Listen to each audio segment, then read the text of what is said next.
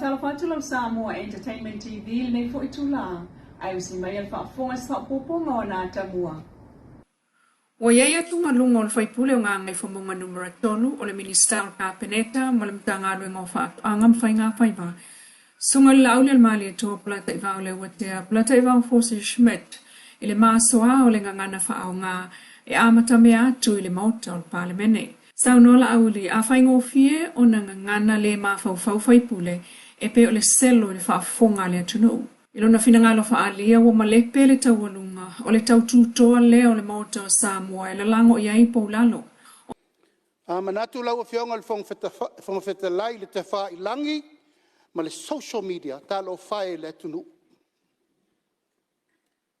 Talo whae a Samoa mananta po inga. Lau fionga le whongwheta lai e leo ni upu e vane ai. E mo momo le loto. Mai matua tau le tui le fatu. Peitai.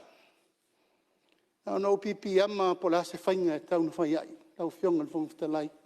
Se mea te tau na tātou tilo whaatasi mo i el pāne mene. Po le alfa fall mta upuni. Wa lau watu, wa lau mai, wa lau ifo, wa lau wane. Hai sea, wa le mapu. Wa le malu le o popo le maota le nei ai maise. O le la mu ai swafo le maota le nei. O le isia tunga lunga o o le whaipule sinia mai sala whai. E pe ona ia sauno o le filongia o le mauta i tūlanga le tāla whengai ona o le unga o le whamsinonga. Ma ia whasilingi ai le rule of law tālu ua whono whaatasi ma whaipule ua whaamao nia soli tūla whono. Ma whasilingi ai le taita inga le whonga whetalai le sunga pali ili o te euma spau. E le talia o tangata soli tūla whono i whai tūla whono le atunu. Ua filongia le maota. Filongia le maota. I tūlanga le tāla whengai ono le unga o le whamsinonga. Le tāla whengai. Tātou toi whono whaatasi mai lātou. O whaamao nia lātou sori ngā tūla whono tālo whae. I le mai moa mai a mā lo te mo kalasi. Ma le CPA e le lalolangi mampale mene o le sa le tunu. Tālo whae, what's happened? Tātou talia. Her tātou rule of law. Her tātou upuna whai. O tātou talia. O tātou talia tangata sori tūla whono e whai tūla whono le tunu. Alu tau lo mango le apili le nei ai le tau le mamalu o le palemene. Lau o whianga le whongwhtala i o nai o wao. Le malu o le palemene mo le rumana. Ia aua nei mama i oa ma mama i taloa. Le mamalu ma le paia ma le maualunga o le palemene. O ai, o a inga ma la tau sama. Tama mo la tau a inga ma Samoa. O ena fili mai tato. Mai saunoanga al minsta, whaiulan saunoanga. Se o toe manu. Le whaaleanga lau, saunoanga matongo fiele. Le tua inga lea, tua ina ile nei tūle, i isi o lo iei te tonu. Te tonu o les whaso tu la fono. Langa le whalongo longo whamasinonga. O iei le manatu. O umana whaile unga whamasinonga e o mai sui e te tonu. O iei le manatu lo whionga sumamanu. E pila nganga nala o whionga le whongwhitalai e manu e sui nei o vai monga. O le ala fwoi leo le sa tau whaitua ele na fua ia ina ia toa pele tai. Ile pa ia o tātou maota. Pe ka intali foi tau le whonga whetalai le sunga pali i. O lo o tu mau lava tu la whono. O le ala leo le toe tālo sanga o le whonga whetalai. E apili le whaai unga ale whaamasinonga. Ai ono sai mai. Ia o a foi ni mea ua langa le saunoanga le whionga le minsta. Ia wa tele u tō whira ngalo lo si le fie le tua me uma. Ia langona lava ia u whaalia. Ia ona le tūlango i ene. Ia alo tu mau ale tātou. Ia amana ia foi o tūlanga o iai le tūla whono le nei taimi. Le teitei foi to tā sanga le whongwhitalai le whamsinonga. Ia o le ala foi leo le se upo le whongwhitalai tūlanga lea. O no lo tālia ia le whamsinonga. O no lo manino i tātou tūla whono tū mau. So se mta upo i rumo le whamsinonga. Ele mwhain tātou to e tangwhia. Me le whamalu atu lau whianga sui malu. Ia o langona lava ia o lewa tu ina mai. Ia o le foi wa o iai se leo le nofoa. Ia tātou lava pale, tātou lava onsai, ia e mai lava le tua malama. Tātou whamai moe pe le tua soso ni mai, whae loa mai le amia tonu mani me moni. Ia o le nae whai mo i tātou, e mai se o le paia le maota. Ia mai se fo le tāpua inga le tunu. O le whamalo si awal minister o Kapeneta, i le whonga whetalai, ia mauala na tofa maloto tele faila na fai unga a wase manuia o Samoa. Pei ta alam ta upule na pa ifo ia isa fina ngalo fa ali o tai o le malo le fiona pa le mia fia me na o mi mata afa. O te mala malama i le ti ngā o langona o faipuli. Papena fo isa o langona. I le itulea o le fesopoa. O i tino ese o le malo.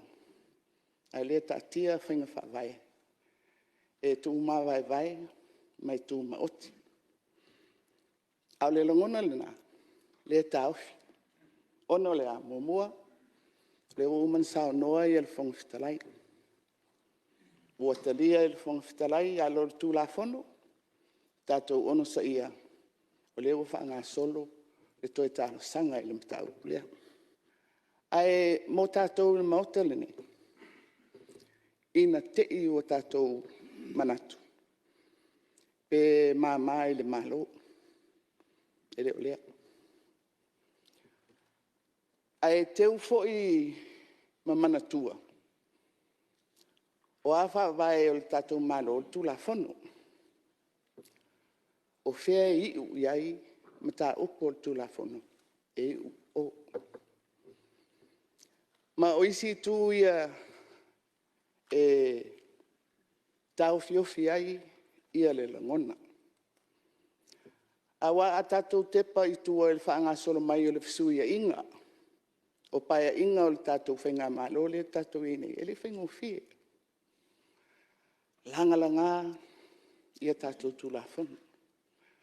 Langa o tato whawai. Langa ia tofi o le malo. A le mea na tato sa vali ai. Ma tato tau nuu ai se tau nuunga ua tu umali ai. Ma le ufa anga solo i le tato whainga malo. O le tu la fono. O le mea lea. I tau fionga i whaipuli. O ao tātou langona. Aua ne ngalo i a tātou. O le whaavae lea, o le pūlenga whaalitu la fono. A o le tau solo mua. I le mauta le nei. O na whapea atu a meo le tu la fono e a, a whaawisinonga e a ma. O le tataro. Tātou tausi le vaa. Mlei tiu tino le lao le malo. A whaape ua lape i sautou langona, mo sa tātou mafau whaunga. Whai unga ua whai. Ia, lava pari. Tātou onsa. Whaatua iei lava le awala i moli mai ai. Se taatianga i toa file mu ai. Ia le tātou tunu. Iso tala ufolfola i neil ta ita il malo fufuanga whaatatia al mtanga ruengo tupe maua. O ngafa male au ina o tupe, male totongi o onanga, huna ia o awalam whaatino, ia whaingo fiai, ia whaata wa inga mfumlanga, inga ngā lue whaatasi ma ofiso le malo business tuma oti, whaapa ule tawa o loa awina mai, whaapa ule GST, pui o vātua oi. O leo te lenga pe on sao noal palmia, whaamama avenga, mo o loa awina mai, ai maise meta wa onga soifua maloloina whaatuanga tau mafa masani o le au o atu iai. O vaenga umana na fasilingia wa iaile whaamama avenga e pa uai tiute. Ua silia male afa o pa anga nupi wha ua mawala to whaamanuianga mai le luful wha miliona tala na atofa i le pulenga e tufa i le lua tesimal wha pasene o le au wha inga o le sao whanga a le tangata whai sao whanga. Mamoli mawina mai le whai ngā ruenga le awe o le whaamomua mo tāpenanga a mātua mo le ae o a onga. Nā fuai le whaamatu umai o le lua tesimal wha pasene se ia aperilo lua o lua wha. Mata ua le minista o tupe le fionga lautimu ia a fua le seva ai. E umalo fo i o na whaamalia le whaamanuianga le lua tesimal wha pasene mo tāpenanga ia onga. Ona toi whaawau fo i leo o unanga māsania il nupi whae au fiai manono ngā tupe. Sao no le sui whai sao whanga ia sinate wila tuli malfasi ele o iaiso na popolenga e tala i tuala na lua tesi malfapasene a wā e alu sa o lava ilana sao whanga e whaaputuputu ai mua so timu. Ua whaamaunia mai le whionga le pale mia fia me nao mimta awhata penanga o whaia motua o i whaarwao malo. O iai whaata i le wafu i sa taimilata mai, ai o whaata la iti isi vaengo le tunu. O tai whauso songi, ua tala noa ina i sa vaengo o minsta lo ngā lue ai mpa anga. Sa no fo il pale mia, o le pui puinga o toa o i whaarwao malo o iai se mau, e talo sanga ai le komiti o tangata whai ngā rue ngā malo i lana sa ilinga o whaia, ile mana o mia i o nisi tangata wha o popo mo le tiute. O le lau whafonga fia mo le ngang o le fua i mo le lotoa lofa ato atua lena mo le mawina i le lotoa le Canvas of Hope e tona i mato, i le amatanga o le vai aso. Mai le tamaita i a Joan Eneliko o Brisbane, Australia. Thau no le Brisbane le SBS Shield Samoa Victim Support Group. Sili niu lina jang na fso ta i mua mai tamaita i le mo se awa noe ngā lue fua ai. Mo whanau sa wai na mai iai yana me alo whai fia au mai i Samoa. Mwha pena i lawon whaatau nuu petai. Na malanga whaatasi mai iai i le lotoa le sunga Joan mauna mātua mono na uso i fia papai atu i le anganga o le alofa mo le silia le fitu se fulu tamaiti o lo tausia le lotoa i le taiminei. Mama moli ai le whaamanuia ai o le whaaftai le fionga siliniu i le sunga Joan mo Melissa ai o la mātua i le anganga o le asia singa mo whanau le lotoa le tō manga e tōna i mato. O lo iai leo mai fafo o whai ngā ruenga whaatasi ma leo a Samoa. O lo lātou whaia so e ngā mta ngā ruenga e peo nwa manino e le fionga le pāle mia fia me nao mi mta awha le pāle mene o le so. O le so e ngā lava le so o tanga il maleo tu au malitino. Na fsilingi ai e le whaipule sa fata po fea ua o iai leo mai fafo na fola au mai e whaia so e ngā. Tūranga lea i le mata upule a veri wha mua le tato whai ngā malo. I mata upule i leo i na tā ua e o mai e su le mata upule nei o leo e awe e wha mua tato malo. Ona wa fia ia whaipule o minsta ia a leo mai tau atu. Ia o whi mea o whai ai. Nei tai, sa noa pāle mia o lo iai lava leo mai fafo o lo whai ngā luenga i Samoa ma ngā lulu e whaatasi ma leo i nei.